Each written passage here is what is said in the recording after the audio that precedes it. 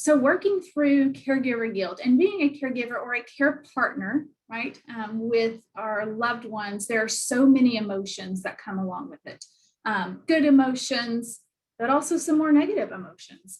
And guilt is one of those emotions and feelings that, we experience all throughout our lives, but especially as we're taking care of somebody that we love, and how complex and how many moving parts there are to being a care partner, and where this guilt can pop up. And understanding that sometimes it's a good thing, but a lot of the times it's not. It can be more destructive, having these feelings of guilt. So how do we work through these and understand what's happening? Guilt, just the definition of it is there's three different ways. There's the fact of having committed a specific or implied offense or crime, right? I did something and I should feel guilty about it. But then more particularly, I think, or especially for persons being a care partner, are the next two. Feelings of deserving blame, especially for imagined offenses or from a sense of feeling inadequate. And then there's a painful emotion experienced when one believes one's actions or thought have violated a moral or a personal standard.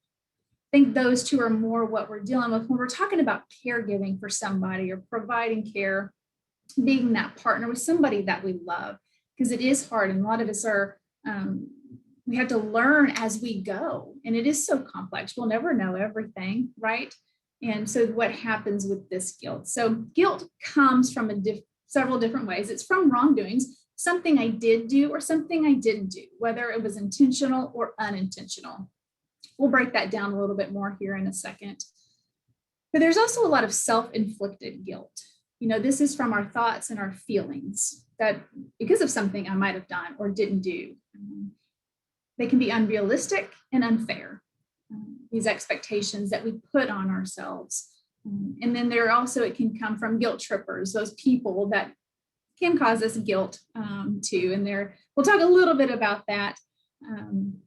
But just where this guilt comes from, a lot of it, I think the majority of it comes from something that's self-inflicted, especially when we're talking about being a care partner. So like I mentioned, these feelings of guilt, sometimes it can be a positive motivator because it can help us change our behavior. Whether we learned something new or, I did mess that up. I did make that mistake, whether it was intentional or not, but I can change my behavior. I can forgive myself. I can rebuild and learn, and the situation can change or rebuild the relationship. And it helps us work towards a more positive future, a positive relationship. So it can be a positive motivator to change behavior in a more positive way and have a brighter look on the future or the relationship. But it can also be very destructive. It can paralyze us in many horrible ways, and it can be a snowball effect of what happens to our well-being.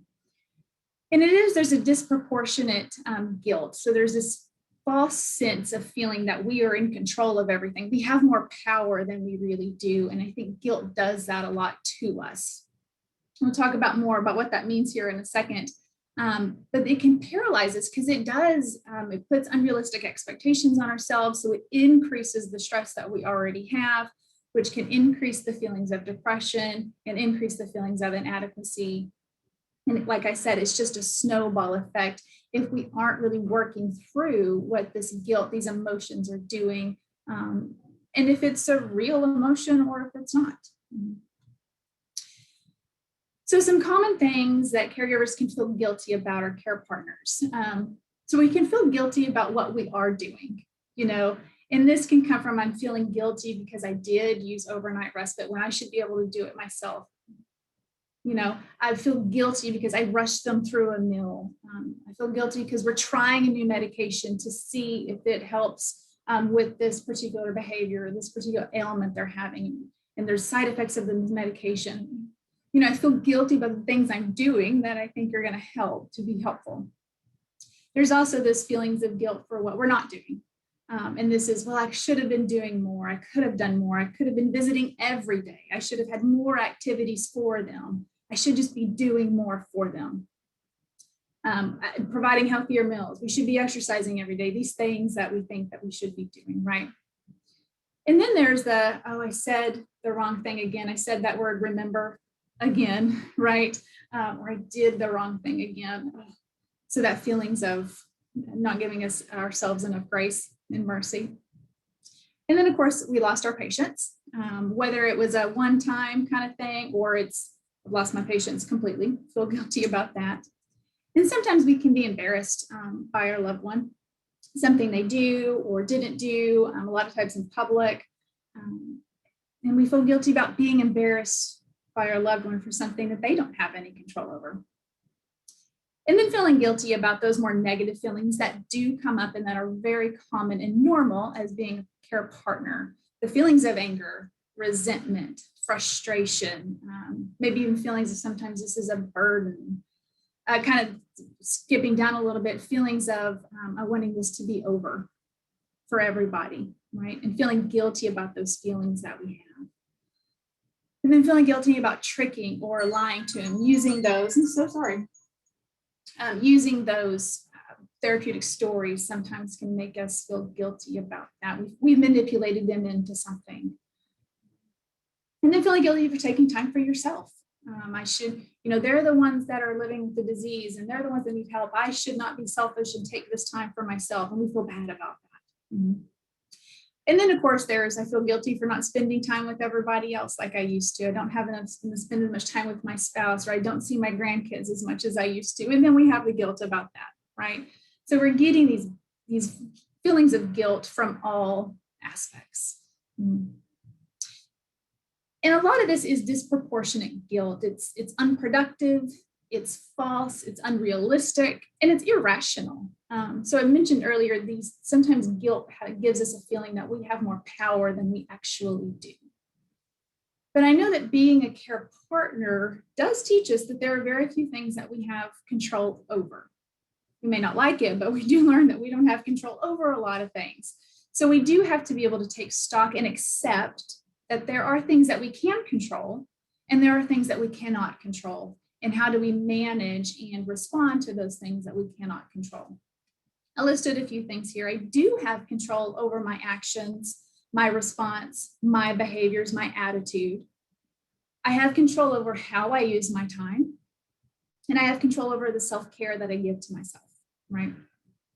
What I don't have control over, I don't have control over the disease process in that it's progressive and that they will decline. I don't have control over death. I don't have control over the people, what their choices are, what their attitudes are, what their feelings are. I don't have control over that. And then I don't have control of not knowing then what I know now. Or I don't have control over just what I don't know either, because this is a continuously learning process.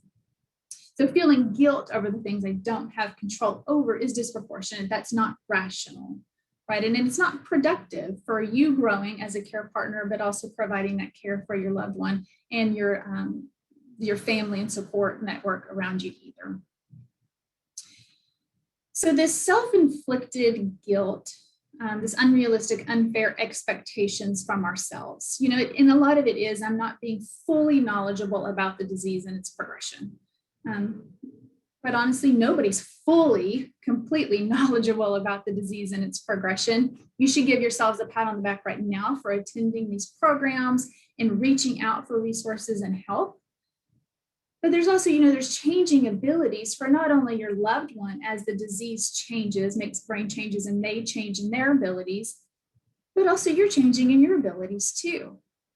And this is involved in, physically, but emotionally, mentally, spiritually, financially, socially, relationally. This affects all aspects of our life. And it changes as the disease changes and the situation changes. And then sometimes we have to ask ourselves, do I have lofty ideas about my situation or about what my abilities really are?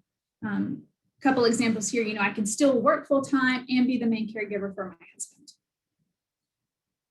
In the early part of this, that might have been true, but as the disease changes, right, that may not be true anymore. So that might be a lofty idea about what's realistic for you and for your loved one. Mom and dad will always be together and they will always be able to stay in their home. Well, that's one of those things that we don't really have control over because we don't know. That may be true, but it may not be true either. Or this, I know I will be busy. I know there will be added responsibilities, but I'm going to still be able to keep up my work, my relationships I have outside of this, the same lifestyle and standards that I always have. That might have been true in the beginning, but it may not be true now. So what are your potentially lofty ideas or unrealistic expectations about yourself or the situation right now, and then maybe in the future too, knowing that it is a progressive disease? Quickly, I want to just talk about those guilt trippers, those people in our lives that can cause excess guilt or do guilt. And guilt trippers, they do use manipulation and guilt to get what they want. And they do this because it works. For a lot of us that do kind of plan to, I feel guilty if I don't do this, or I don't want them to be mad at me, so I am going to do X, Y, Z. I am going to go out of my way. And they do this because they get what they want. It works for them, right? So, if we think we do anything and we give, we're going to do everything. I'm going to give enough. I'm going to love enough. I'm just going to keep giving, and one day it will be enough. Well, we kind of have to really ask ourselves, is one day, will it ever really be enough? So stopping a guilt tripper, or being able to recognize these guilt trippers is, they kind of put their lives and needs and wants before yours. And they can get really upset or offended if your attention gets pulled away from them for whatever reason. That's kind of a few ways to kind of spot these guilt trippers that might be in our lives. And your guilt tripper might be the loved one or your loved one that you're caregiving for too. Mm-hmm.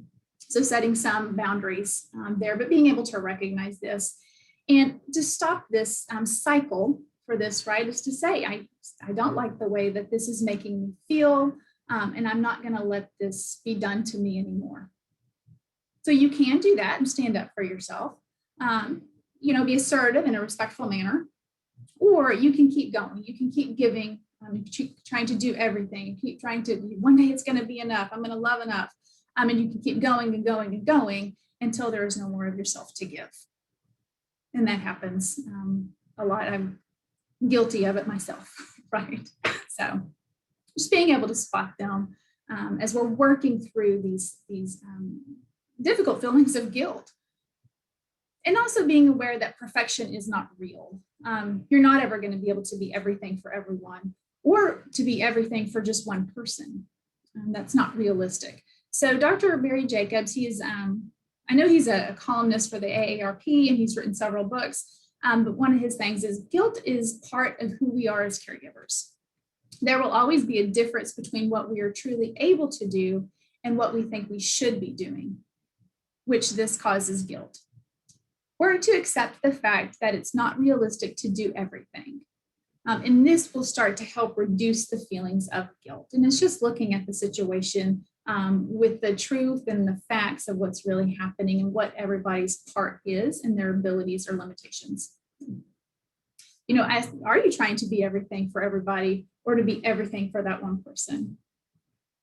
We strive for perfection, or when we strive for it, to be the perfect caregiver, to be the perfect spouse, be the perfect employee, right? We are setting ourselves up for failure. There's too much in our life that is outside of our control, too many other moving parts that we don't have control over. And really, no one expects you to be perfect except for you, a lot of the time, right? So we sometimes just have to let it go. And understand that not every emotion, especially those guilty emotions and feelings that we have, are rational, nor are they an appropriate response to a certain situation or to a certain relationship either. So this comes into our distorted thought patterns or twisted thoughts. And over the summer, I believe we did a several weeks series about these twisted thought patterns. And there are several of them that we're all guilty of, and we all do at some point, but some common ones that relate to those feelings of added guilt or irrational guilt. Mind reading is one of them. So we assume we know what the other person is thinking. And usually it's a negative thought. Or I assume that they know what I'm thinking. I'm expecting them to know exactly what I'm thinking. So an example, she thinks I'm lazy and uncaring and doesn't like me. So I just assume she thinks that about me, right? Because of the interactions we've had. There's also it's all me thought process, or it's that, I lost it, but it's you're thinking you are the only cause or the sole cause of every problem, every setback, every mistake that happens when you're caregiving, and you possibly you're the one causing the harm, or the miscommunication or the setbacks to others or to your loved one. Dad won't eat for me. He doesn't want me caring for him. He won't eat for me, but he might eat for somebody else that walks in here. He doesn't want me to care for him. So I'm not the sole cause of all this. We're putting it all about me. Then there's personalizing the blame, and it's similar to the it's all about me thinking, and you're holding yourself personally responsible for events and situations and people that are outside of your control. If I would have been there, Mom would not have fallen, and we would not be in the hospital right now. There's jumping to conclusions. So this is thinking something is far worse than it actually is. It's a form of catastrophizing, and there's really no data or evidence to support this conclusion. So it can be that I make a catastrophe out of a current situation, or I'm imagining a catastrophe for something in the future. Dad has fallen. He is never going to be able to walk on his own again. He's going to go down quickly, and then he's going to be miserable and die soon. That is jumping to conclusion statement from a fall that happens, right? And then there's emotional reasoning. You assume that your negative emotions reflect the way things really are. So I have these negative feelings of inadequacy or that I'm not good enough. So that must be what it really is. I will never be able to do anything right. I'm just going to mess everything up. And there's the shoulding. These are thinking the way things should be, the way you hoped or expected them to be. And there's also the onlys, the musts, the oughts, the have tos, all of these declarative statements that are similar. I should have watched him better.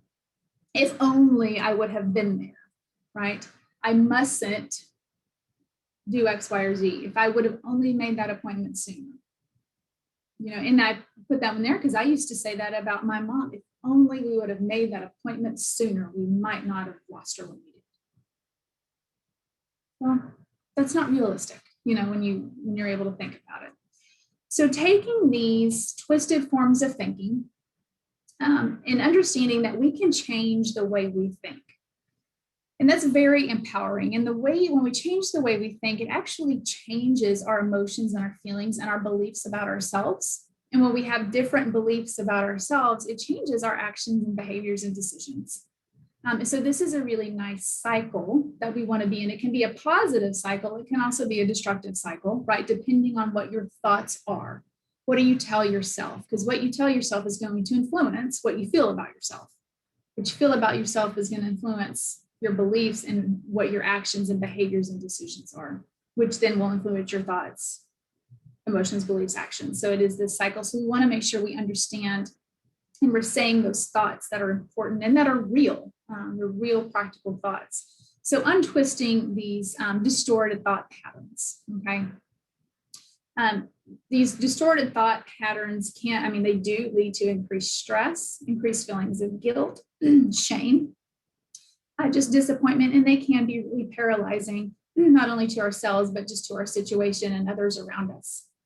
So some ways that we can start untwisting our thoughts and kind of breaking this cycle of caregiver guilt. How do we work through this? Is start to use the facts and the data and the evidence to support the thoughts that you have. So we want to leave the feelings out of it. I just want to say, here's the facts of the situation or the facts of that conversation I had. And say, well, that's not true because.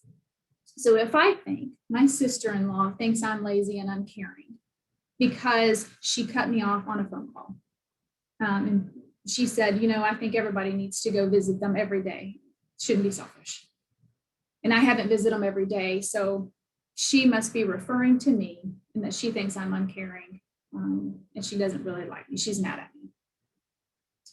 Well, I need to take the feelings out of that. So I need to take that. I'm feeling inadequate. She thinks that I'm uncaring. Well, the facts are that we had a conversation. She was expressing some emotions that she thinks everybody should visit every day. And those are the facts. That's her thoughts. Those are her feelings. Those are her attitudes that, again, I don't have a lot of control over.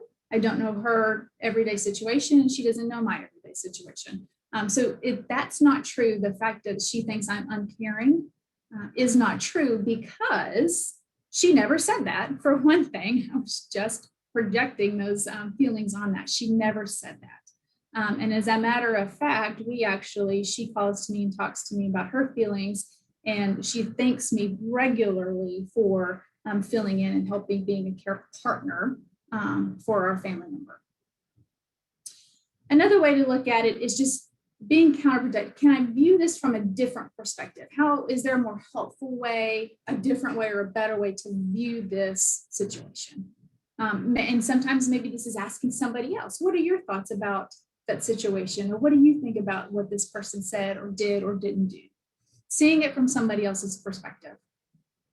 And then, of course, have a contingency plan. If X happens, I will do X, Y, or Z. So if I do have this jumping to conclusions kind of thought process, so if, dad never walks again because of the fall, I will have everything prepared and set up. I'm going to learn how to help him be more mobile, different things like that. This thing down here is give your heart time to catch up with your head. And this is, as we're trying to untwist these thoughts, we're going to have to tell ourselves something that we may not believe is true. But the more we do that, our head, I'm going to tell myself that I'm doing a good job. I am caring. I am going to have things. I'm going to be prepared. I'm going to look at this from a different perspective. I'll be telling myself I not believe that right now, but knowing I got to give myself, my heart, some time to catch up with my head. It takes a minute. It's a process. Some other ways to help break the cycle is just to reframe these guilt feelings. So ask yourself, is this feeling I have an appropriate response? And kind of going back to what's the data, what's the evidence to support this feeling that I have? Is it based on actions? Is it feelings? Did I do something intentionally to harm another person? Or is it a self-inflicted guilt that I'm putting on myself, or that somebody else is putting on me? That's not fair. And do these feelings of guilt benefit my loved one or myself? So you can say, my guilt may not be the best response to this. It impacts my attitude, it impacts my performance and my behavior towards others in the following ways. And accept that you are limited in your ways and your powers to serve and please others. Again, we have to look at what realistically I can do as a care partner and where I'm at. I can't be everything for everyone or everything for one person. So to tell yourself, to reframe these thoughts, putting these good thoughts into our head that will then begin to have good feelings and beliefs about ourselves, and we can have better actions and behaviors. I will not judge myself for my feelings, and I will start giving myself credit for intentions and actions. So I'm going to start recognizing the good things that I'm doing. I can give myself credit for what I am doing, and I'm showing up for this, and I'm learning more. I'm working hard. I'm doing the best I can. And I will accept the fact that I am human, and I will work towards changing my twisted thoughts in the following ways. So be aligned there. And write down, how am I going to work towards this? I'm going to tell myself positive affirmations every day, or I'm going to look at it from the facts. I'm going to try and talk to somebody and get their different perspective. And then you can start to replace the word guilt with the word regret. Instead of saying, gosh, I feel guilty that I lost my temper again. I lost my patience. Oh, this is so horrible. I'm horrible. You can say, what, I regret I lost my temper. Or I regret that I feel this way. I regret that our relationship is distant, or I haven't seen you as much. But that really changes and reframes the feelings about it. I regret that, and we can work towards doing it, or I'm going to do it differently next time. instead of that destructive cycle is I feel guilty, I am a horrible person, I'm just not going to get this right. It sets it up differently, just the change of that word. And giving yourself credit, again, for all of the kind, sacrificial, loving, selfless things that you do on a regular basis. And start to list them, write them down, tell somebody else, say them out loud, because this is going to help untwist those distorted thoughts a lot quicker. When I'm starting to recognize everything that I really am doing and the care that I really am giving. And a few more things. Give yourself permission to feel and experience your emotions. And Holly says this over and over again. We've learned this from here. When you name your feelings, you own them. Then you can tame them. She never says you get rid of them, right? But you tame them and you're able to manage them better. And it's okay to have those negative feelings, tolerate them, because it is a part of being a care partner and how complex this is. But accept it, and this is a feeling. It may not be a fact, but it's a feeling that I have. I'm going to work through it and I'm going to take it one day at a time. And shield yourself from others or other situations that may make you feel guilty, or you start to question yourself or start to question your decisions. Being aware of those people in your life and just kind of limiting your interactions with them or situations. And be kind to yourself. Talk to yourself the way you would talk to a close friend. Don't allow that negative self-talk to bring undue stress and guilt to yourself. You wouldn't allow that to a close friend, for them to do that for themselves. So don't allow it to happen to you. And invest in yourself. Practice self-care. If you're not caring for yourself, you are not going to be able to provide the kind of care you want to provide for your loved one, because you just won't have it in you anymore. You're going to give too much of yourself and there'll be nothing left. So you have to practice that self-care. And again, give yourself credit where credit is due. Is how would you feel if someone did all the things for you that you were doing for your loved one? And then being able to help others by sharing your knowledge, sharing your experiences, sharing the ups and downs in the story that can really help also twist these distorted thought patterns and relieve some of that guilt that you may be feeling. So here's our information, and let's see, what are some questions or thoughts that anybody has, or anybody want to share their experiences that they have?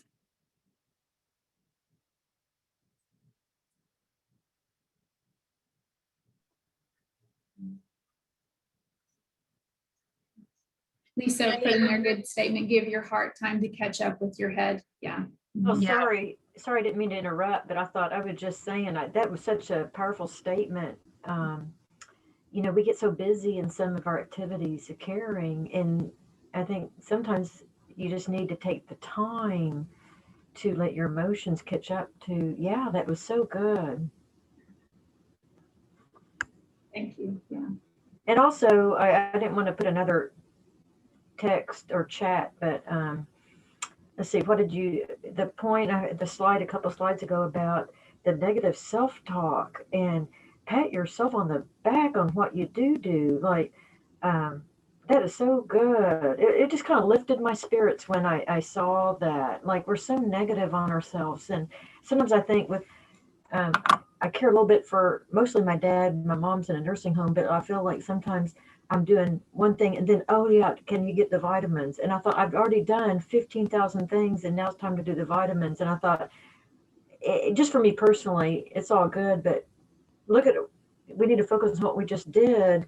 Don't think, oh, I didn't do the vitamins. Oh, I'm just not good enough. You look at the hours you spent doing all this. It's the little things, I think. And that just lifted my spirits when you said that slide. That was helpful. Well, good. Thank you for sharing that. I think caregiving is those small acts millions of small acts that you do every day that add up to this love and care that you give to your people. And I love that you brought up, Jamie, those woulda, coulda, shoulda statements. If we catch ourselves using those too much in our self-talk, that woulda, coulda, shoulda, that's when we can start to feel our anxiety rise. We can really start to feel depression set in. So just being careful with those as well. I'm glad you had that in there. Well, thank you all for being here today. You'll get the slides and a copy of the recording this afternoon. And we hope to see you maybe tomorrow on our support group, 11, or next week on another program. Thank y'all. Thank you.